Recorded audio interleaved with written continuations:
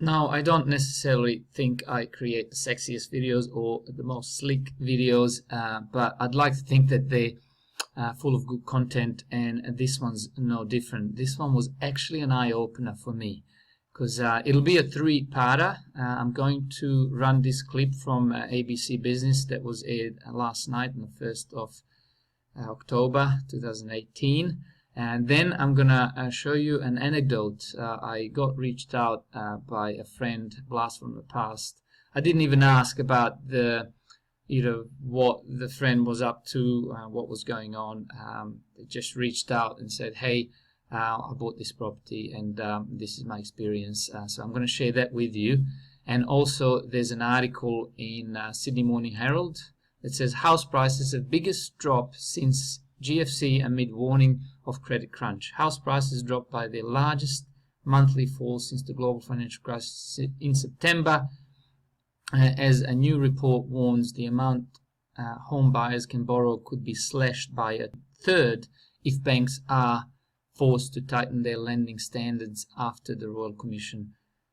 Figures released on Monday show the major capital cities have not had the usual spring bounce, with Sydney house prices down 6.1% from the same time last year, and Melbourne prices falling 3.4% year on year. Now, I think I made a statement and a comment in one of my other videos where I don't even think that house prices need to drop for all of this to unwind.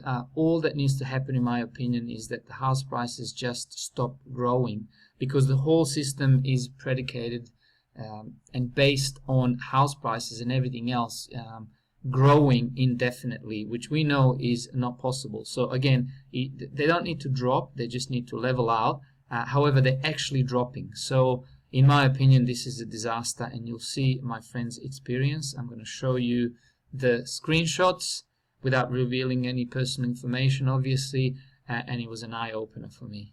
It was something when I said, I am so glad I didn't get myself into this mess. So moving on with this article, economists have warned that house prices could fall by as much as 12% from their peak from this time last year. A drop that large would turn housing into a top order issue for the looming federal election, where the coalition and Labor will spar over housing policies, including negative gearing in a cooling market. For the month, prices around the country fell 0.9% in seasonally adjusted terms, the largest decline in a decade.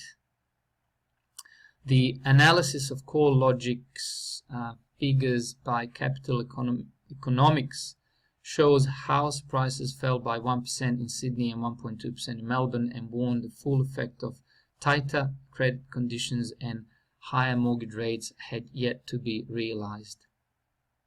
Our view is that house prices may eventually fall by 12%, which would be the longest and deepest housing downturn in at least 3 decades, the chief economist Paul Dals said.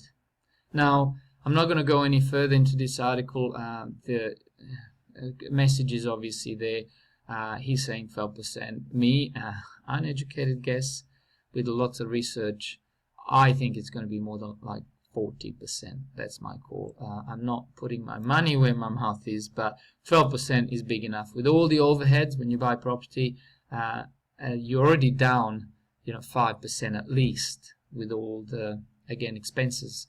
So if that drops by the 12% and you got this mortgage that is rising, I mean, it's a disaster. So even a 12% prediction, like I said, is pretty horrible.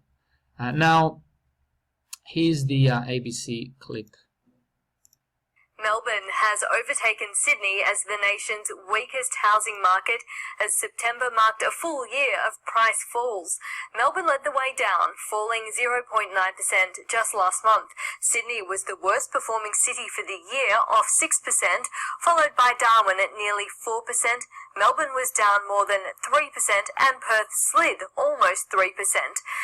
Brisbane, Adelaide and Canberra managed to post modest gains, while only Hobart had strong growth, up 9%. Despite the slide in the big capitals, regional areas bucked the trend, up 1.2% over the past 12 months. Okay, so my opinion on why Hobart, and I think I expressed this opinion, again, it's an opinion, it's not a financial advice, is why Hobart's gone up by so much is that people were looking around in Sydney and Melbourne, who live in Sydney and Melbourne, thinking about buying investment property. They couldn't afford anything, so they thought, let's have a look around the country, where can I afford anything? And Hobart was on top of the list, where you can buy something that seems very cheap compared to the Sydney and Melbourne prices, but I think those quote-unquote investors will find themselves in hot water, because those prices that seem low are low for a reason. There's not very much going on in Hobart. There's no industry. There's no high-paying jobs. So unless they discover like gold or some sort of other gold rush type event, Hobart's not going to go anywhere. So I think it's going to turn into even larger disaster, except that the numbers will be smaller. So if you bought something for $250,000 and it pulls back, by 50,000, it's better than if it pulls back by hundreds of thousands of dollars if you bought something in Sydney and Melbourne, according to the predictions. And this figure, 1.2%, is the country of Australia. That has never been pumped up by foreign investors, mostly Chinese. So there's nothing to deflate. So whoever was buying country is still buying country. This has had a modest rise over the couple of decades, and that just continues. It's a normal kind of a trend. I think obviously it'll drop itself, but it won't drop as much as the market that was so overcooked by overseas money that there's nobody buying. And to prove that this is true, I'm going to show you a correspondence with my friend just last night. Alright, so this is where it is. Alright, so the friend says, I moved to Liverpool once it settled last May, and now I'm selling it. Been open home 5 weeks. No one came at all. I'm not making this up. And then the friend sends me exact address. I don't know why I need a unit number, so I'll black that out. It's 420 Macquarie Street, Liverpool. This is as authentic as it gets. So I looked it up to see what the buildings look like, and I'll show you a bit later. No buyer made any offer. No one came at all. I'm so frustrated. Now, because Liverpool is Sydney property, and we know that that was overheated by the overseas money, so I replied, I said, Chinese not buying any more, market finished. If you're keen to sell, I suggest you drop the price substantially and get out before it's too late, right? And then friend goes ahead to say, the price is just right. Contract price is $519,000. So this is over $500,000. If can't sell, I have to rent out. Okay, this is normally what people try and do. And then I put my 2 cents worth. The price will drop further for years. Just get out is my advice. Now, I suppose she did ask me what I thought. In the same, then the friend goes on to say, in the same building there are 19 units are for sale. Some are on the market already over 200 days. This is very interesting information that the friend has. They even dropped the price down so much, still no one interested. I'll read that again. In the same building there are 19 units are for sale. Some are on the market already over 200 days. They even dropped the price down so much, still no one interested. Now, let's see what this building actually looks like. I was able to look it up on Google Street View. Okay, here we go. It's 420 Macquarie Street. So, no surprise. It's one of those high rises.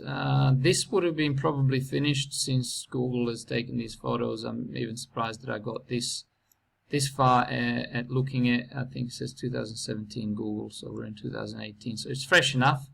This is the building where 19 apartments are available for sale. People apparently have dropped, oh look, there's more apartments just there. They're everywhere. The whole skyline is filled with cranes. So here we go. That's the building. Oh, pretty nice building. Probably nice spot. I think it's about 10-minute walking distance from Liverpool Station. Yeah, it's far away. 519,000. I didn't ask how big the unit is. Probably 2-bedroom, I'm guessing. I may be naive. Maybe it's 1-bedroom. But that's what that looks like. 19 apartments. No one looking. No one selling. People are stuck. I think it's one of those high-rise disasters.